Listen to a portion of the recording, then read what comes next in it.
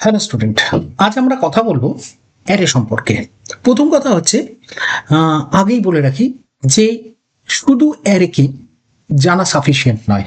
তোমাদেরকে অ্যারের যখন পড়বে ইনভেরিয়েবলি পয়েন্টারকে পাশে রেখে পড়তে হবে, কারণ শুধু অ্যারে অ্যাকচুয়ালি সিস্টেমে কোনো রেকগনিশন পায় না, টোটালটাই অ্যাড্রেস মারফত চলে। সুতরাং তোমাদেরকে পয়েন্টারও পড়তে হবে, অ্যারেও পড়তে হবে। তাই প্রথম দুটো ভিডিওতে, একটাতে আমরা অ্যারে নিয়ে আজকে আলোচনা করব, এর পরের ভিডিওতে আমরা পয়েন্টার নিয়ে আলোচনা করব। বেসিকটা আগে ক্লিয়ার করে তারপর দুটো মার্চ করে আমরা ফার্দার প্রসিড করব। তো আগে এসো আমরা একটা সিম্পল প্রোগ্রামে আগে বোঝার চেষ্টা করি যে অ্যারেকে আমরা কিভাবে নিয়ে কাজ করব। দেখা যাক। ফার্স্টে আগে ডেফিনিশন বরাবর আমি প্রথম লিখি, অ্যারে কন্টিনিউয়াস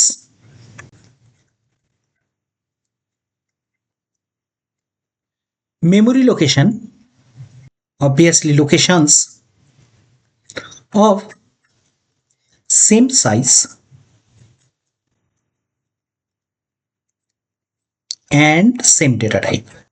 এটা হচ্ছে অ্যারের সিম্পল ডেফিনেশন। মানে কখন অ্যারে ইউজ করবে আগে এই প্রবলেমটা একটুখানি বোঝো। ধরো তোমার কাছে 20 জন স্টুডেন্টের মার্কস পার্সেন্টেজ রাখতে বলা আছে। এই অবস্থায় তুমি মার্কস পার্সেন্টেজ কি ইন্ডিভিজুয়াল 20টা ভ্যারিয়েবলে রাখবে?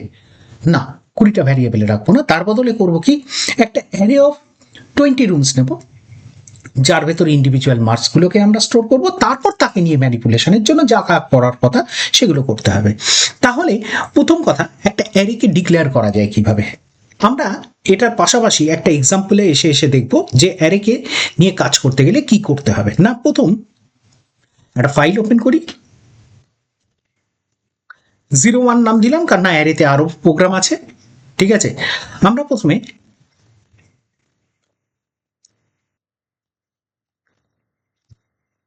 রিটার্ন 0 লিখে মেন খসড়াটা আগে রেডি করে নিই। তারপর এবার শোনো, প্রথম কথা, অ্যারেকে ডিক্লেয়ার করতে গেলে তোমাকে লিখতে হয় প্রথম ডেটা টাইপ, তারপর অ্যারেটার একটা সুইটেবল নাম দিতে হয়। তো আমি আপাতত এখানে একটা ছোট্ট নাম এ দিচ্ছি। পাশে স্কোয়ার ব্র্যাকেটের মধ্যে তোমাকে লিখতে হবে অ্যারেটা কত রুমের হবে। তো আমি এখানে 5টা রুমের একটা বেসিক অ্যারে ডিক্লেয়ার করলাম। এবার এর অর্থ কি দাঁড়ালো, না অ্যাকচুয়ালি এই অবস্থায় যদি তুমি অ্যারের প্রত্যেকটা রুমকে অ্যাক্সেস করো তাহলে গার্বেজ দেখতে পাবে। কিরকম জিনিস, না অ্যাকচুয়ালি মেমোরিতে আমাদের এ বলে একটা যখনই আমি লিখেছি ইন্ট এ থার্ড ব্র্যাকেটে 5, সঙ্গে সঙ্গে হয়েছে কি, মেমোরির মধ্যে একটা 5 রুমের অ্যারে তৈরি হয়েছে। এইভাবে একটা অ্যারে জেনারেট হয়েছে। তার কটা রুম আছে? 5টা। তাহলে ইন্ডিভিজুয়াল প্রত্যেকটা রুমকে আমি একটা ডিলিমিটার দিয়ে এখানে সেপারেট করছি। এই হচ্ছে আমার 5টা রুম। প্রত্যেকটা ইন্ডিভিজুয়াল রুমের একটা স্পেশাল ইন্ডেক্স বলে ভ্যালু থাকে। কিরকম, না আগে শুনে রাখো, each array room is identified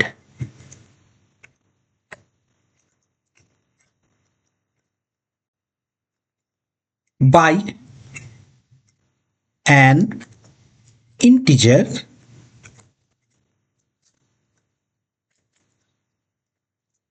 called index starting from 0 and ends at n-1, where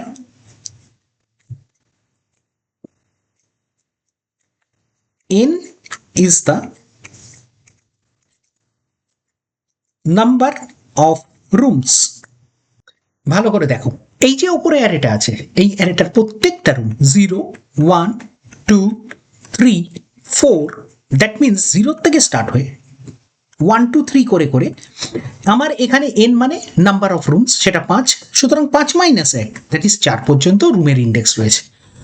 at present যদি দেখো যে আমি ডিক্লেয়ার করেছি কিন্তু কোনো রুমই তো ইনিশিয়ালাইজ করা হয়নি, তাহলে এই অবস্থায় এখানে গার্বেজ থাকবে।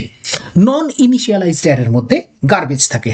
তুমি চাইলে এখানে একটা অ্যারে ডিক্লেয়ার করতে পারো যাতে ইনিশিয়ালাইজ হয়ে যাবে কিছু ভ্যালু। তার মানে লেখার প্যাটার্নটা আগে দেখো, লক্ষ্য করো।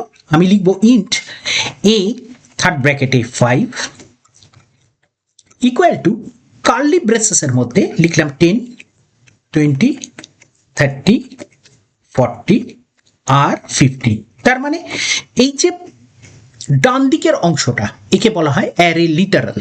কি বলা হয়? Array literal. এই অ্যারে লিটারালটা আর কিছুই না, একটা অ্যারে কনস্ট্যান্ট। তার মানে অটোমেটিক্যালি এর ক্ষেত্রে একটা অ্যারে তৈরি হবে 5 রুমেরই। আমি আবার সেই একইভাবে এখানে 5টা রুম ডিক্লেয়ার করে দিচ্ছি। প্রত্যেকটা রুমের একটা ইন্ডেক্স ভ্যালু আছে, তাহলে 0 থেকে শুরু, 0, 1, 2, 3, 4।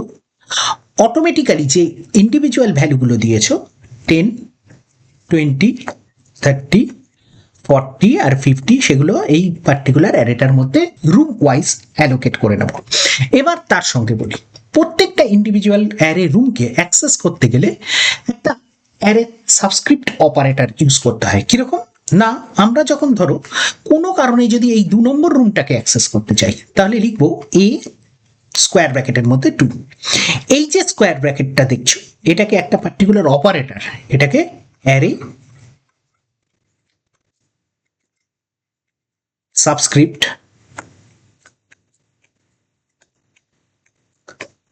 অপারেটর বলা হয়।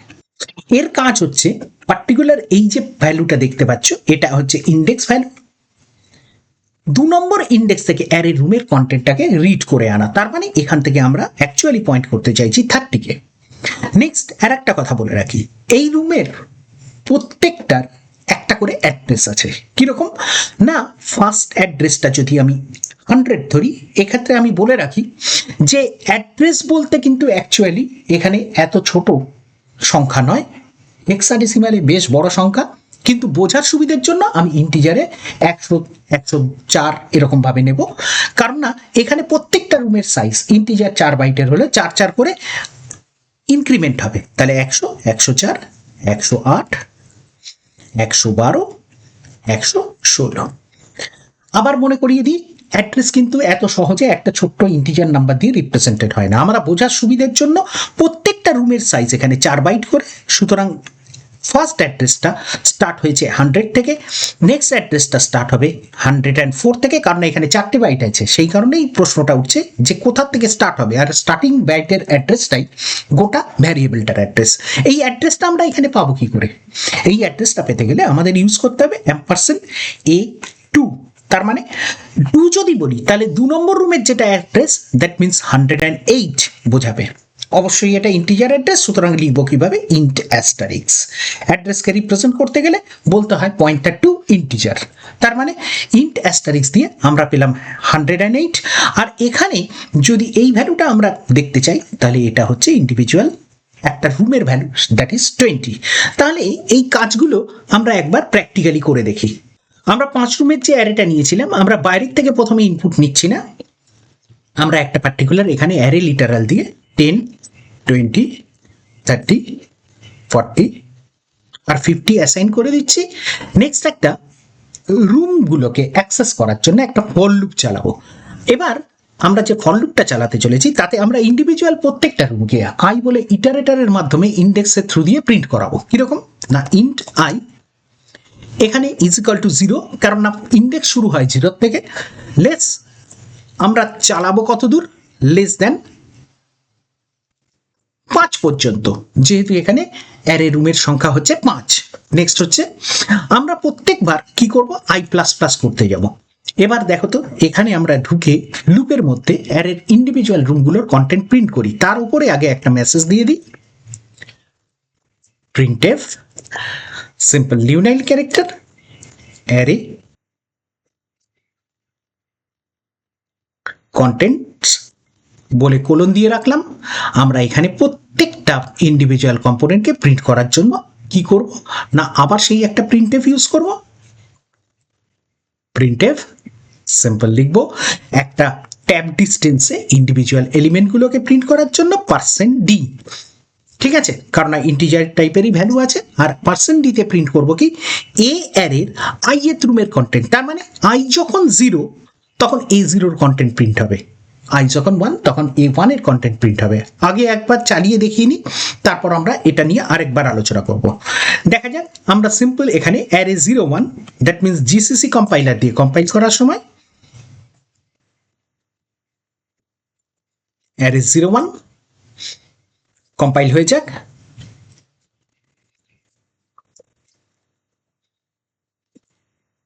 দেখো অ্যারে কন্টেন্টগুলো 10, 20, 30, 40, 50 পরপর প্রিন্ট হয়ে গেছে। তাহলে আশা করি তুমি বুঝতে পারছো যে ইন্ডিভিজুয়াল অ্যারেটা এখানে রুমগুলোকে অ্যাক্সেস করলো কিভাবে। না, তার জন্য আরেকবার ডায়াগ্রামটাকে আমরা একটুখানি অ্যানালাইসিস করে নিই।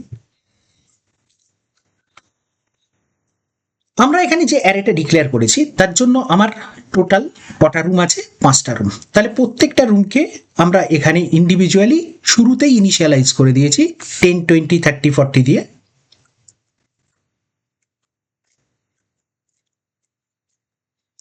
এখানে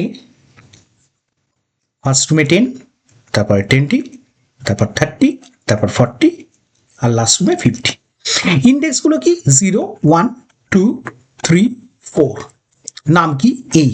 তার মানে যখন আমরা লুপ চালাতে শুরু করেছি তখন আই ইকুয়াল টু আমরা 0 থেকে স্টার্ট করলাম। আচ্ছা, আমি ফর লুপকে বলেছি আই যতক্ষণ লেস দ্যান 5 আছে ততক্ষণ চলতে থাকবে।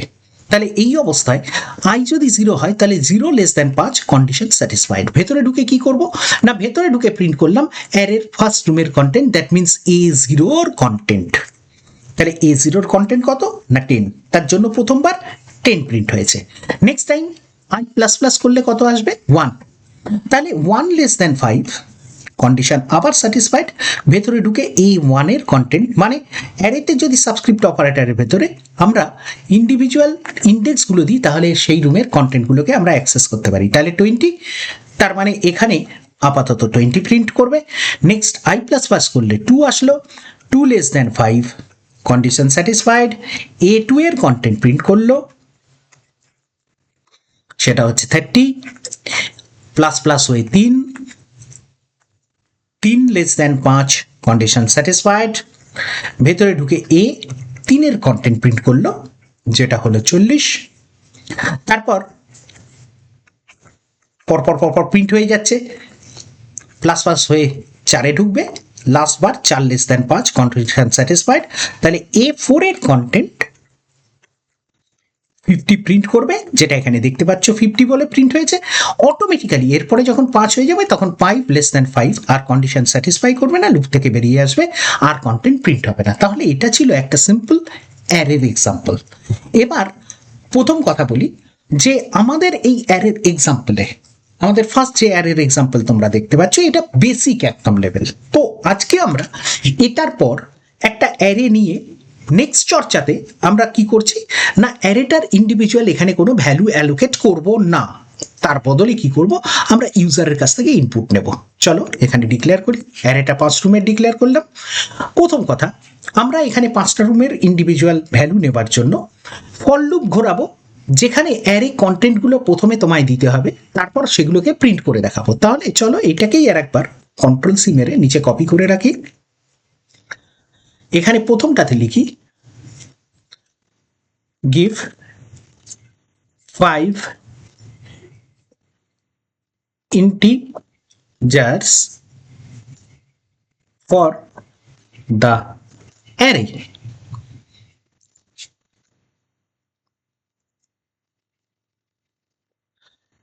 ফর লুপের মধ্যে কি করব না, প্রিন্টএফের বদলে স্ক্যানএফ ইউজ করব। নেব কি %d দিয়ে, বলেছিলাম কি অ্যাড্রেস মিন করতে গেলে অ্যাম্পারসেন্ট সাইন আগে লাগিয়ে দিতে হবে, তাহলে address of AI individual room কিন্তু স্ক্যান করে নেবে। এরপর অ্যারে কন্টেন্ট যেরকম প্রিন্ট করেছি সেরকম ভাবেই প্রিন্ট করব। তাহলে দেখো এতটুকুন ছোট্ট ডিফারেন্সে ইনপুট নেওয়া হলো এবং তারপর অ্যারে কন্টেন্টগুলো প্রিন্ট করে দেখানো হলো। চলো এগুলো আমি একবার কম্পাইল করে দেখাই। তাহলে 5 ইন্টিজার্স দিতে বলেছি তোমায়, পরপর দিয়ে যাচ্ছি। 11,